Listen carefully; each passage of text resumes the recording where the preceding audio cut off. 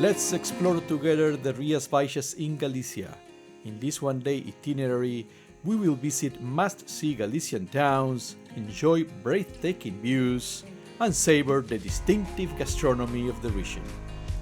This is Trailblazing Adventures, where we provide you with itineraries, recommendations, and useful tips for unforgettable journeys. Our itinerary follows the coast. You can get the map on our blog, trailblazingadventures.com, or add the stops to Google Maps and follow the seaside route between them. The Rias are coastal inlets that create spectacular landscapes where the sea and the mountains meet. On our journey, we will visit the Rias of Pontevedra and Arousa. Combarro, our first stop, is a quintessential Galician town. We recommend arriving early to find parking and avoid the crowds. Combarro is a place full of history and charm, a must-visit of any tour of Galicia and a stop for pilgrims on the Portuguese Way of Santiago. The iconic site in Combarro are the Orreos, granaries raised on stone pillars dating back centuries. They're used to store grain and protect it from moisture and rodents.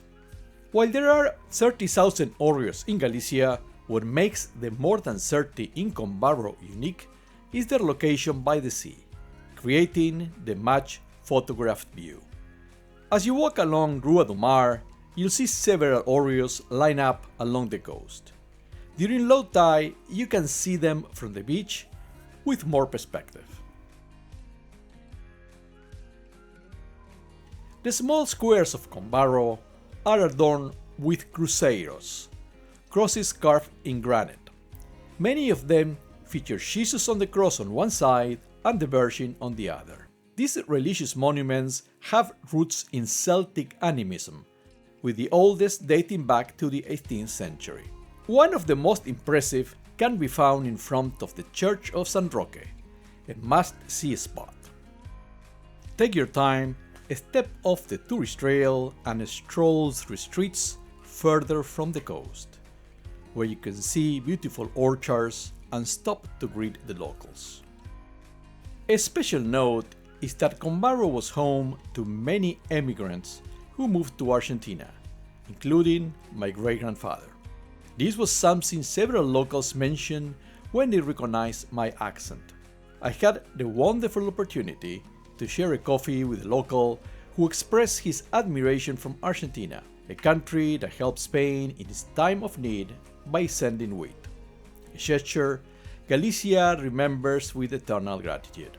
He insisted on treating me with a coffee, and this was a beautiful moment that is one of my fondest memories of my trip to Galicia. The Agrancia viewpoint offers a spectacular view of the Ria de Pontevedra. From here, you can see the platforms called bateas, where mussels, scallops, and oysters are cultivated.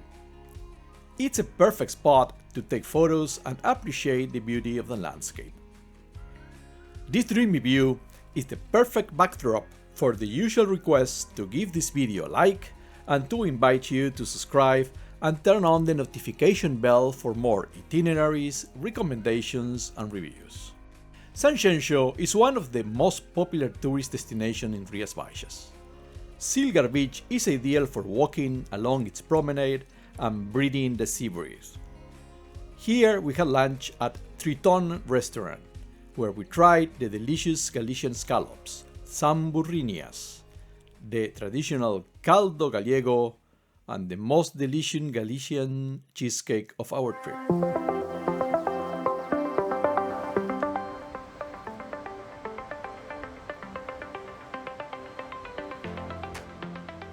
Vasco's Beach is a small bay surrounded by cliffs and vegetation, known for being a nudist beach in the summer.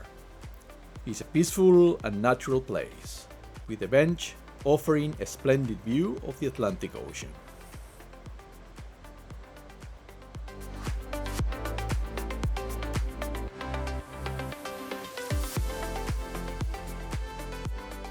The Ermita de Nuestra Señora de la Lanzada is a small Romanesque chapel from the 12th century. Around it are the remains of a medieval fortress.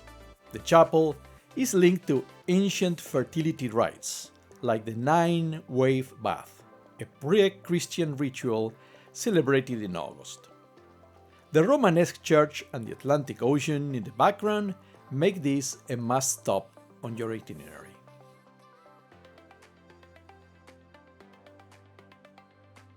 We head to the island of Toxa, crossing the Pinturex Bridge and arriving at the Ermida of San Caralampio, which is unique for being covered in scallop shells.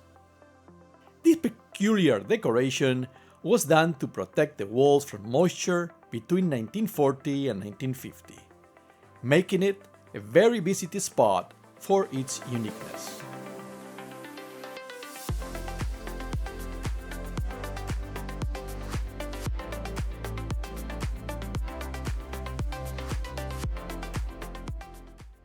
The ruins of Santa Marinia d'Osso in Cambados are worth a stop before entering the town of Cambados.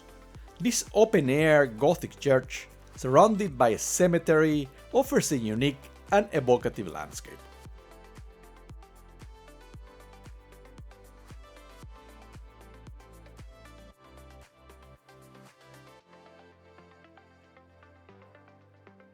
Cambados offers stunning sea views and fascinating medieval heritage. The Plaza of Fefinians, with the Palazzo of Fefinians and the Church of San Benito, is the heart of social and cultural life. The need to drive back to Pontevedra prevented us from tasting the traditional Alvarinho wine at one of its wineries. What gives us the perfect excuse to return to the Galician coast on another trip and stay a few nights in Cambados. I hope you enjoyed this video and that it's helpful if you plan to visit Galicia. Here are more videos about our adventures in Galicia. As always, happy travels!